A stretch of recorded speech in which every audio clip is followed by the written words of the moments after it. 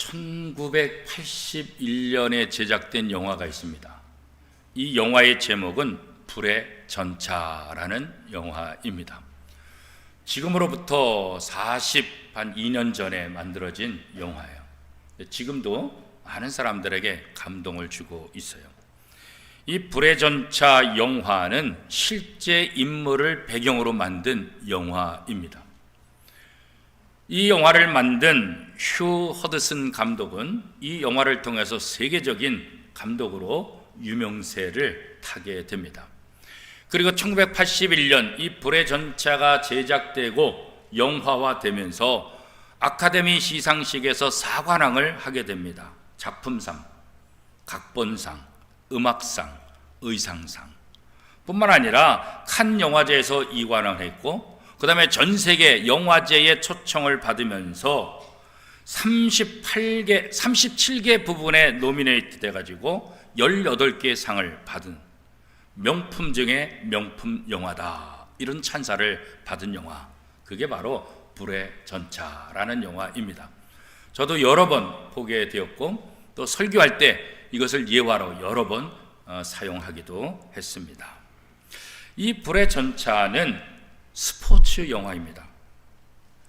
1924년 제8회 파리 올림픽에 출전하는 두 육상 선수의 삶을 통해서 우리에게 있는 여러 가지 편견과 또 여러 가지 이렇게 힘든 것들, 상처들, 아픔들, 멸시, 이런 것들을 극복해 나가는 그런 데 있어서 굉장히 많은 사람들에게 감동을 주고 희망을 주는 그런 영화다, 그래요. 근데 일반적으로 스포츠 영화가 흥행하는 것은 참 쉽지 않아요. 그러니까 내용상 뭐 이렇게 사랑이 들어가고 이렇게 그런 것들이 이제 흥행하지, 이 스포츠 영화 자체가 이렇게 흥행하는 것은 쉽지는 않아요. 그런데 스포츠 영화는 흥행하지 못한다는 그 불문율을 깨버리고 스포츠 영화로서 어마어마한 히트를 치게 되는 거예요. 그리고 이 불의 전차라는 영화는 이후에 만들어지는 모든 스포츠 영화의 바이블이다. 그래서 스포츠 영화를 만들 때마다 이 불의 전차라는 이 영화를 조명하고 이 영화의 도움을 받을 수밖에 없는, 그래서 스포츠 영화의 바이블이다라는 찬사와 또 칭찬과 평가를 받게 되는 그런 작품입니다.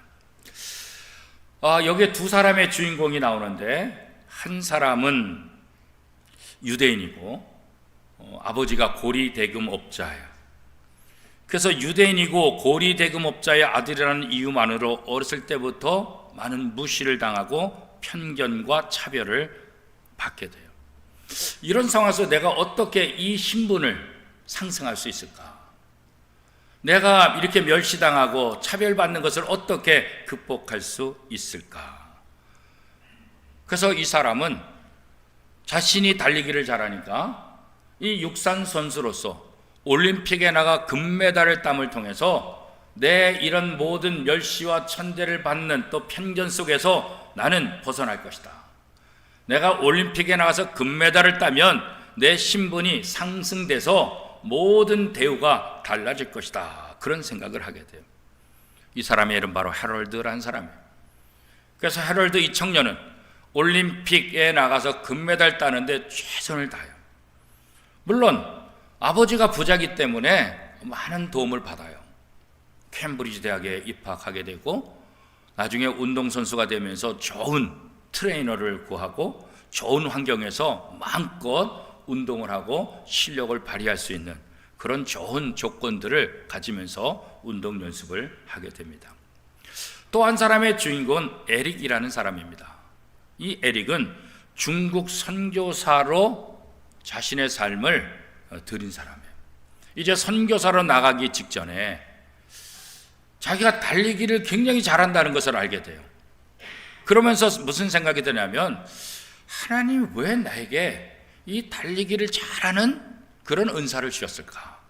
내가 남들보다 빠르게 달릴 수 있다는 것, 이게 분명히 하나님의 뭔가 뜻이 있을 것이다, 그런 생각을 하게 돼요. 그래서 이 두 실존 인물들을 통해서 영화가 제작되고, 이 영화가 바로 불의 전차.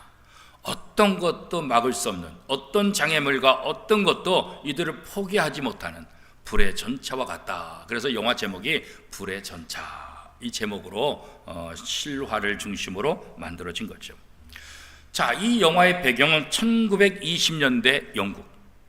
앞에서 얘기한 대로 이 해럴드와 에릭 두 사람이 이 달리기를 잘하는 이 과정을 통해서, 한 사람은 자기의 신분을 상승시키고자 하는 그런 목적이 있고, 한 사람은 하나님이 내게 주신 이 달리기를 잘하는 그 목적, 그 뜻이 무엇일까, 이것을 찾는, 똑같이 올림픽의 금메달을 위해서 노력하고 있지만, 훈련했지만 목적은 전혀 상반된 그런 목적으로 두 사람이 달리기 연습을 열심히 하게 되는 거죠. 1924년 육상인에게 꿈에도 그리던 제8회 파리 올림픽이 시작이 돼요. 이 해럴드와 에릭은 둘 다 영국의 대표 선수로서 100m 달리기의 선수로 출전을 하게 돼요. 두 사람의 모습은 정말 누가 보더라도 금메달을 딸 수 있을 것이다 할 정도로 최선을 다해서 연습을 했고, 그의 실력들이 일취월장해서 영국 국민들에게 굉장한 기대를 얻게 되는 거죠. 그런데 이 에릭이 선교사로 지원하고 선교사를 준비하는데 가족의 반대가 좀 많았어요. 선교사로 나가야 되는데 지금 운동선수가 되는 게 뭐가 중요하냐. 운동선수로 올림픽 나가는 것보다 더 중요한 것은 선교사 훈련을 잘 받아서 빨리 선교지 나가야 된다. 특별히 여동생이 얼마나 아주 강하게 태클을 거는지 너무 힘든 거예요. 이 여동생이 이 오빠 에릭한테 말하는 거예요. 아니, 도대체 올림픽이 뭐야? 선교지 나가야지. 선교사로 갈 사람이 무슨 달리기 연습을 하고 올림픽에 관심을 갖냐고 이 동생이 오빠에게 늘 면박을 주는 거예요. 그때 이 오빠 에릭이 자기의 여동생에게 이렇게 말합니다. 그래, 그렇지만 하나님께서 내가 남들보다 더 빨리 달 수 있는 이런 능력을 준 것은 분명히 여기에 하나님의 뜻이 있을 거야. 하나님의 목적이 있을 거야. 그러니까 나를 빠르게 달리게 하신 거지, 이 아무런 목적이 없는 것은 아니야. 내가 이 빠르게 달리는 이것을 통해서 하나님이 내게 어떤 역사를 계획하고 있는지, 나를 통해서 어떻게 사용하시려고 하는지 이거 한번 찾아봤으면 좋겠다, 그런 거죠. 해럴드는 이 유대인으로서 소수민족의 그 아픔들을 너무나 뼈저리게 느끼면서 어떻게 하면 이 모든 차별과 편견 속, 멸시 속에서 벗어날 수 있을까 그랬잖아요. 그래서 정말 누구보다도 열심히 했어요. 저는. 그래서 둘 다 영국의 육상 국가대표 선수로 발탁돼서 파리올림픽에 참석을 하게 되는 거죠. 그런데 참석해서 보니까 이 100m 예선 경기가 주일날 오전 11시에 치러지는 거예요. 지금이야 올림픽 일정들이 오래전부터 다 나와야겠죠. 달리기는 또 어떤 종목은 어디에서 하게 되고 어떤 운동장에서 하게 되고 시간은 몇 시부터 몇 시하고. 왜 그래요? 이 TV 중계권이 다 있으니까 사전에 모든 것들이 다 꽤 맞춰져 있어요. 이게 움직이지 못하는 거예요. 근데 100년 전 1924년 제8회 파리올림픽이니까 100년 전에 그런 게 어디 있겠어요. 그죠? 그러니까 선수들도 경기에 나가서 보니까 이게 주일날 오전 11시에 100m 예선 경기가 있는 거예요. 그런데 해럴드야 뭐 그렇게 큰 문제가 없잖아요. 그죠? 문제는 누구겠어요? 에릭이지. 선교사 지망생이고 누구보다도 신앙생활 잘하고 누구보다도 하나님께 영광을 돌리기 위해서 늘 관심을 갖고 있는 이 에릭. 에릭의 입장에서 이 주일날 오전 11시에 예선 경기를 한다는 것은 기가 막힌 거예요. 물론 국가대표로 부름받았고 이게 올림픽이니까 뭐 할 수 있겠죠. 그런데 에릭은 그렇지 않은 거예요. 누구보다도 철저히 신앙생활을 했던 에릭. 이 에릭의 입장에서는 이 주일날 하나님 앞에 예배하지 않고 내가 사람들을 즐겁고 사람들의 기쁨을 주기 위해서 운동장을 달리는 건 아무리 생각해도 이건 아니다라는 생각을 해요. 그래서 이 100m 예선 경기를 포기해요. 난리가 났죠. 아니 차라리 그러면은 나오질 말지. 영국의 국가대표로 나왔는데 예선 경기에 불참하게 되면 이거 어떻게 되는 거예요? 그 선수뿐만 아니라 그 감독뿐만 아니라 나라가 얼마나 이게 기가 막히겠어요. 그죠? 감독도 기가 막힌 거예요. 감독이 설득하는 거예요. 감독의 말이 설득되지 않아요. 그러니까 나중에 영국의 황태자가 이 에릭을 찾아오는 거예요. 그래서 운동 경기 예선전에 나가라. 영국 황실의 황태자가 찾아와서 설득하는데 에릭은 거부해요. 그리고 결국 예선전에 불참해요.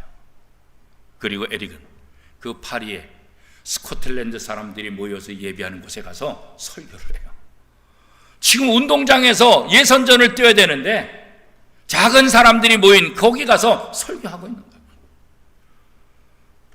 그 다음날 신문에 대서특필, 광신자, 어찌 이럴 수가, 정신 나갔다, 지난 4년 동안 뭐하러 운동했냐, 이 에릭에 대한 비판 기사가 어마어마하게 쏟아지는 거예요. 사실 그렇죠.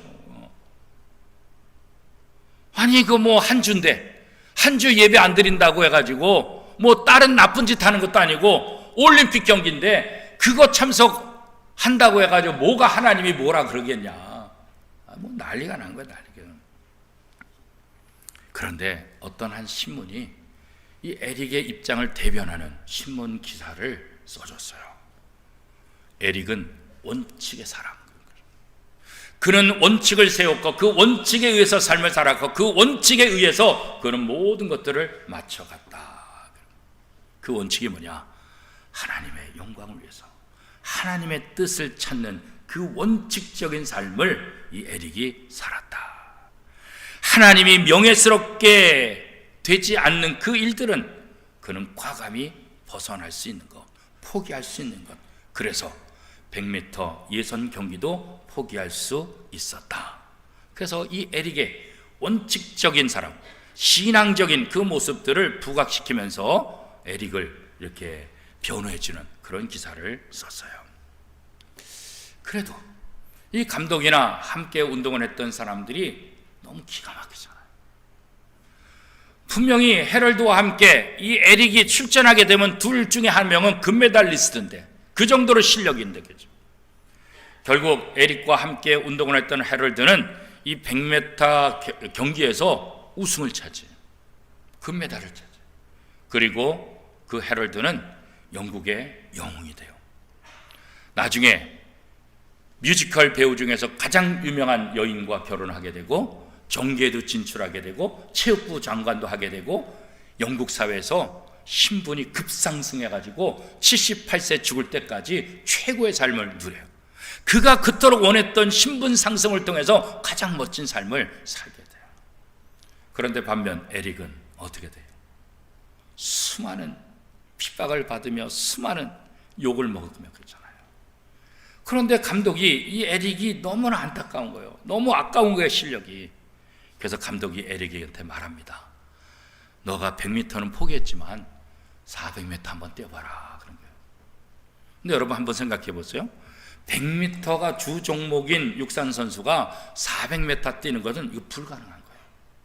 왜냐하면 훈련 연습도 다르고 주법도 다르고 호흡법도 달라요. 100m는 짧은 순간에 빠르게 스파트를 내가지고 달려야 되는 거예요. 400m는 이게 각본이 있어야 돼요. 100m까지 200m까지 마지막에 어떻게 하는지 이게 다 달라요. 주법이 다르고 다 다르고. 그러니까 100m 선수가 400m 중거리를 뛴다는 것은 이게 불가능한 거예요. 그런데 하도 감독들이 또 동료 선수들이 이렇게 추천을 하니까 이 에릭이 알겠습니다. 그럼 제가 400m에 나가보겠습니다. 사실 400m에서 무슨 기록을 기대할 수 있겠어요. 그냥 출전하는 데 의미지. 100m 못했으니까 그래도 아무런 경기도 하지도 못하고 고향으로 돌아가면 얼마나 욕먹겠어요, 그죠? 그러니까 400m라도 출전해서 그래도 출전했다, 이 명분을 살리기 위해서 감독이나 다른 선수들이 이 에릭을 설득한 거죠. 400m 출발선에 서기 위해서 이렇게 걸어가는데 어떤 사람이 막 뛰어와서 이 에릭의 손에다가 쪽지 하나를 쥐어주고 가는 거예요. 그래서 에릭이 이렇게 쪽지를 봤는데 거기에는 사무엘상 2장 30절 말씀이 적혀 있는 거예요. 나를 존중 여기는 자를 내가 존중히 여기리라. 에릭이 그 쪽지를 딱 보는 순간 얼마나 감동되겠어요. 나를 존중히 여기는 자를 내가 존중히 여기게 할 것이다. 그런 거죠. 에릭은 이 쪽지를 들고 달리기 시작했어요. 그렇죠? 달리면서 뭔가 자기 속에 음성이 들려요. 내가 하나님을 위해서 달릴 때 하나님이 기뻐하신다. 내가 달리기를 하든 무엇을 하든 나는 하나님의 영광을 위해서 달릴 것이다. 하나님이 주신 재능, 하나님이 주셨기 때문에 하나님을 위해서 나는 최선을 다할 것이다. 원칙의 사람, 그 원칙이 무엇입니까? 하나님이 기뻐하는 일을 나는 하겠다. 사람이 기뻐하는 일도 중요하지만 하나님이 기뻐하는 것, 이것이 바로 우선순위다. 그 원칙을 언제나 지킨다.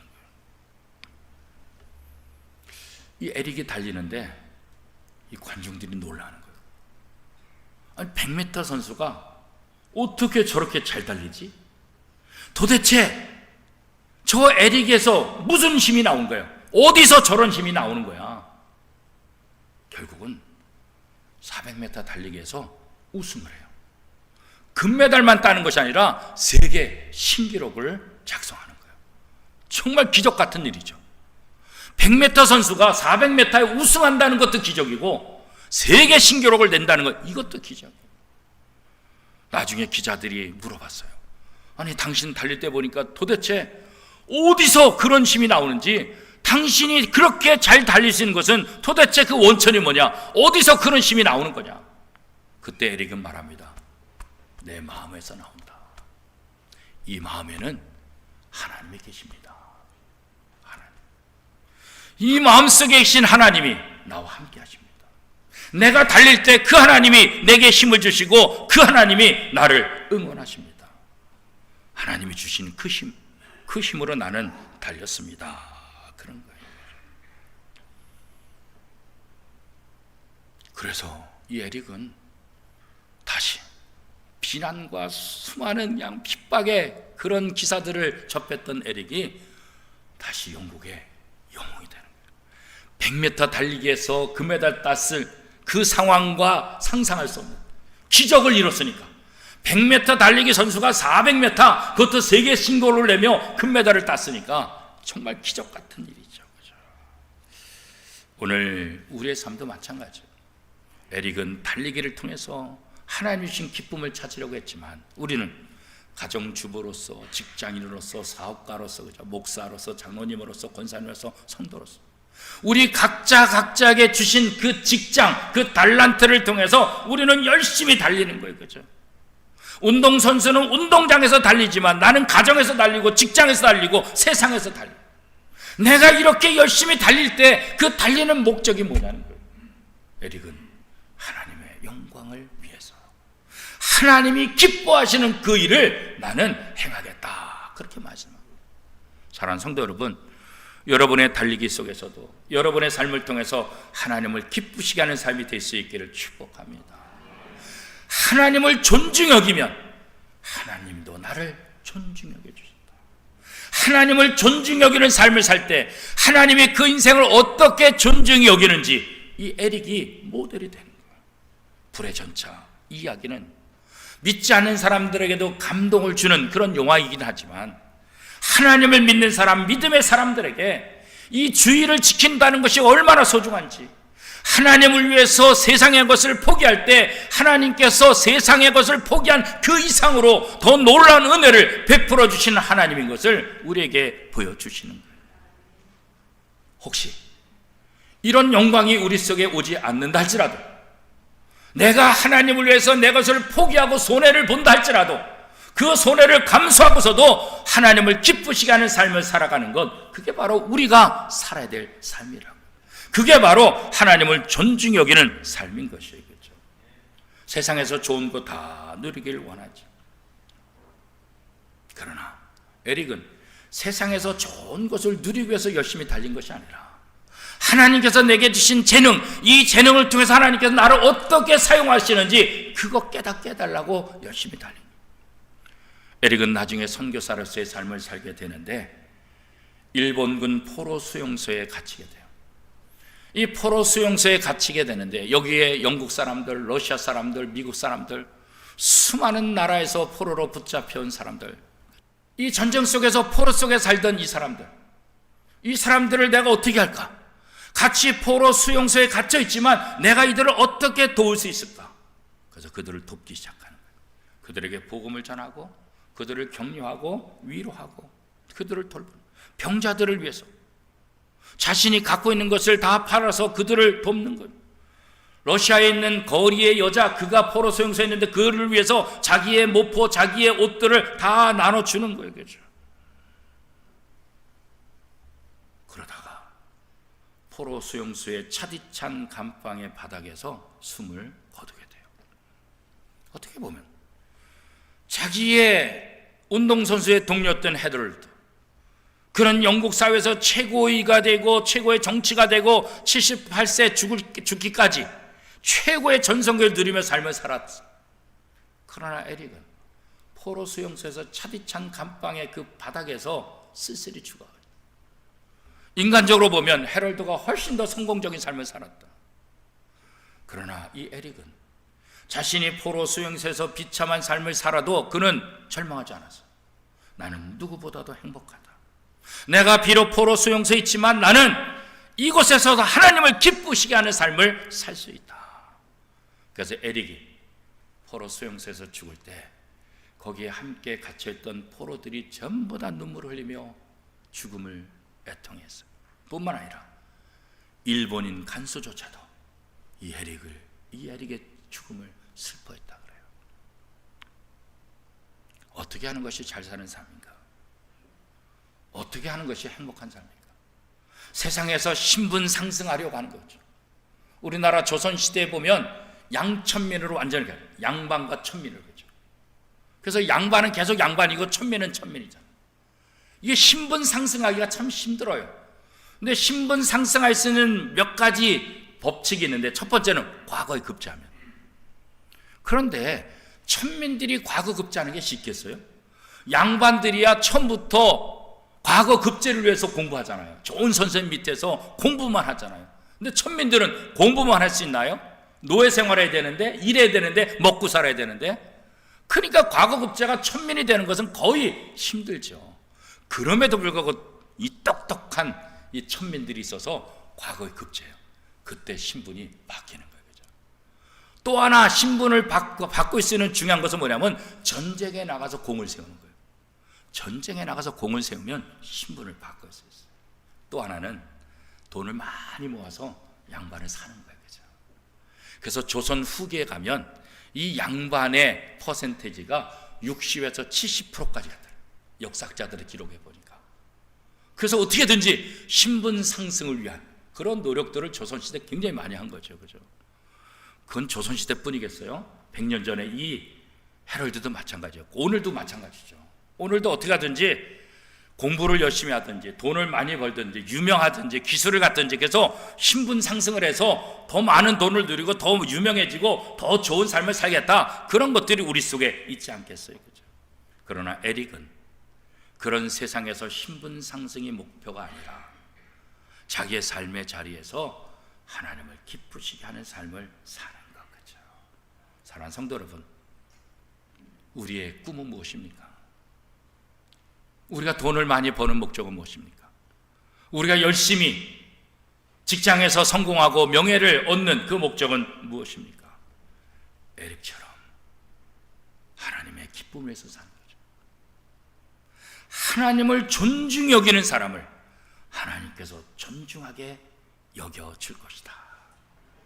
저와 여러분의 삶이, 우리의 삶을 통해서 하나님을 존중히 여기는 삶을 살아서 하나님으로부터 존중 여김 받는 복된 삶을 살아가는 저와 여러분의 삶이 될 수 있기를 축복합니다.